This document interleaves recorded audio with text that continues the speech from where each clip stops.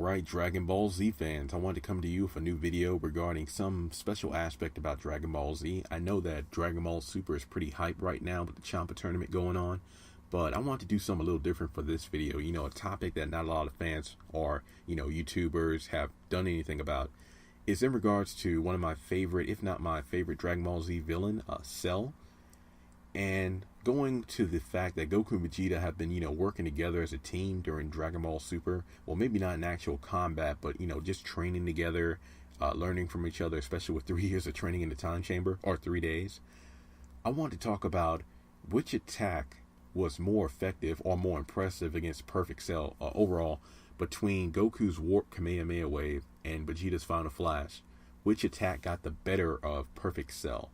Now, in order to do this video, I had to break it down to a few different topics in terms of the scenarios for when they battled against Cell, whether they were winning, whether they were losing, what brought about them using these powerful attacks, and in the end, which one got the best of Perfect Cell.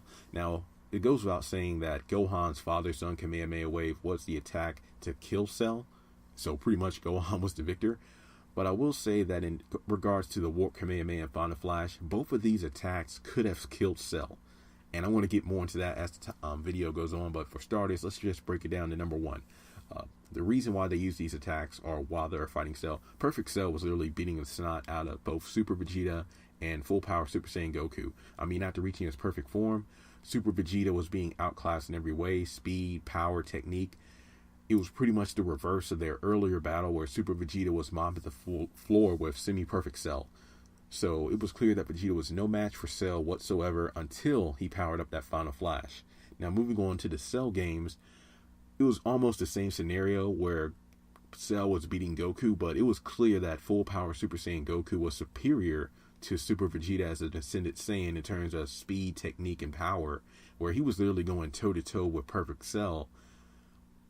But you have to remember that we didn't know until a few episodes later after Super Saiyan 2 Gohan was unleashed that Cell was actually holding back against Goku. And it was one hell of a fight. Honestly, the Goku versus Cell fight was, in a lot of ways, I love that fight better than Gohan's fight with Cell because we didn't know who was going to win.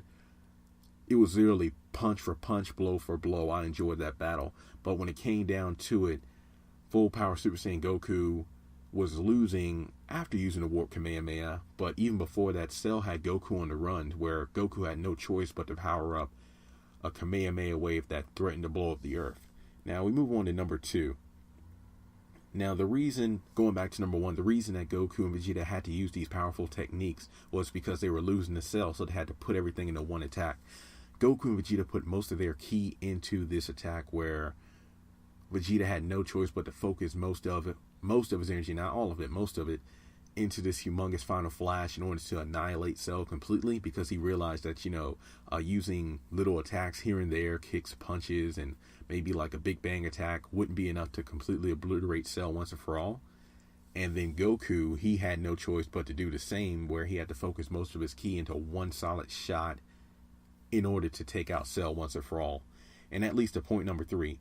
Both of these Saiyans were charging up their attacks with most of their ki, but Cell just stood there in awe during the power-up, which is kind of a common practice in Dragon Ball Z, where anytime an opponent or, a fighter is using an attack like the Kamehameha Wave, the Spirit Bomb, their opponent in most situations will just stand there and let them charge up the technique.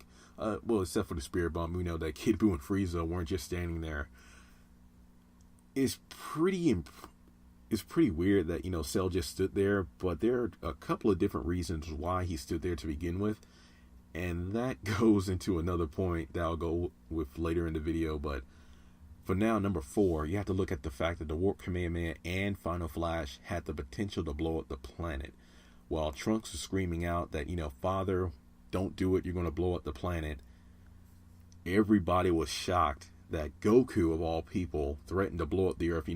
Everybody was calling out his bluff. Krillin, even Cell himself, was looking like, hey, Goku's all the way up in the air from the angle and the angle he was positioned, and then the power he had into that Kamehameha Wave. If he had shot that blast to the Earth, that would have been a wrap. Everybody would have died, because Vegeta was freaking out. Gohan was like, Father, don't do it, because you have to look at the angle of the shot, it really reminded me of Vegeta's Gallic Gun back during the Saiyan saga, where he put most of his ki into the attack because he didn't care about winning. He only cared about victory. So, well, not even victory, would have been a double knockout, if you want to put it that way. If he would have blown up the planet, Goku would have died, he would have died. He didn't care. And the reason being for them, putting most of their ki into the attack, threatening to blow up the Earth, and Cell just standing there, goes on to my next point. Both Goku and Vegeta played on Cell's pride and ego. Now, this is really interesting because you have to look at it from Vegeta's perspective first. Semi-perfect Cell, well, Cell in general, has some of Vegeta's cells within him, so he knew how to play on Vegeta's ego and pride to, let him absorb Android 18 to become perfect, because he wanted to give Vegeta that challenge to fully have an opponent worthy of his new Super Saiyan powers. Vegeta almost used like a reverse psychology. Well, actually, Cell used reverse psychology on Vegeta in the first place to absorb 18. So I guess you could say that Vegeta used reverse psychology on Perfect Cell in order to unleash the final flash. He figured that even while charging the attack, Vegeta was like, "Hey, Cell, if you really want to test out the limits of your new power," similar to what Cell said to Vegeta, "you'll just stand there and take this attack head on." Now, that was really impressive because it goes back to what King Yama and Vegeta, Piccolo said at different points in the series about Vegeta being a master tactician, knowing how to play on his opponents' weak points being pride and ego, similar to when he played on Dr. Gero Android 20 to attack him after defeating Android 19, where Gero could have easily beat Vegeta because he was worn out. But in intimidation, Vegeta scared off the android.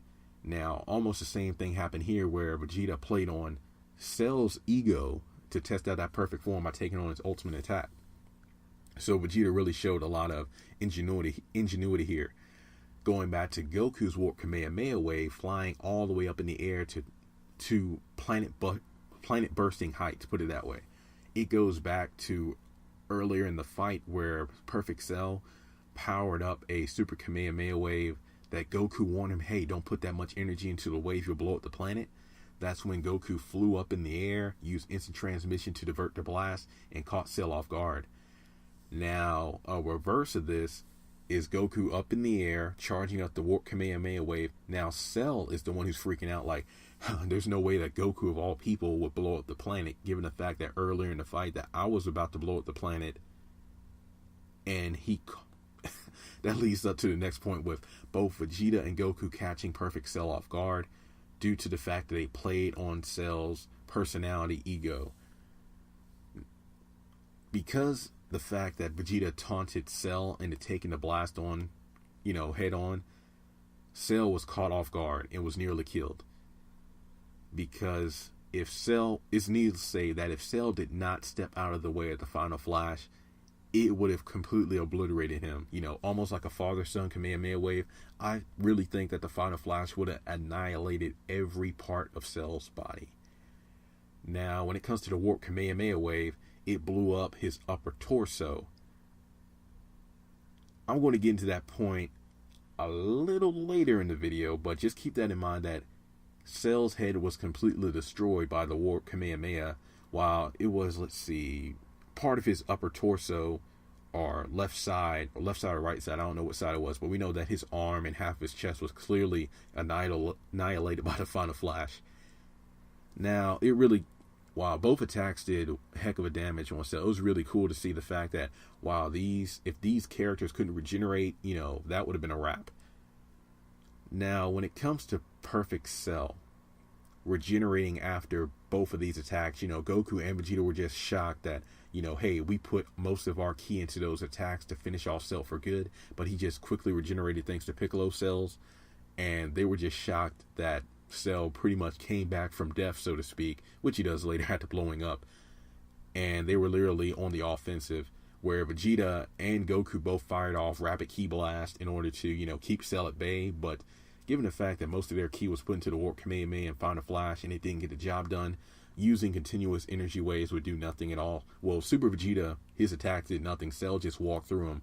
But I believe Goku was using the continuous Kamehameha wave, where Cell had to put up a defensive pose, And he even admitted, like, hey, if I didn't put up my perfect barrier, I think Goku would have defeated me.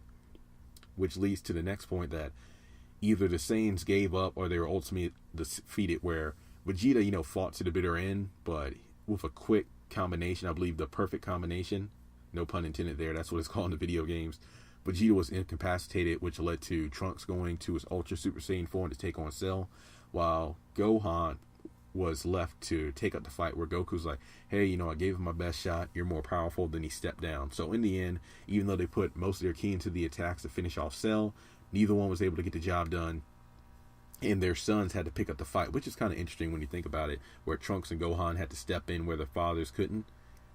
That leads to the final point in terms of, now, with all that being said, which attack got the best of the self-acclaimed perfect android?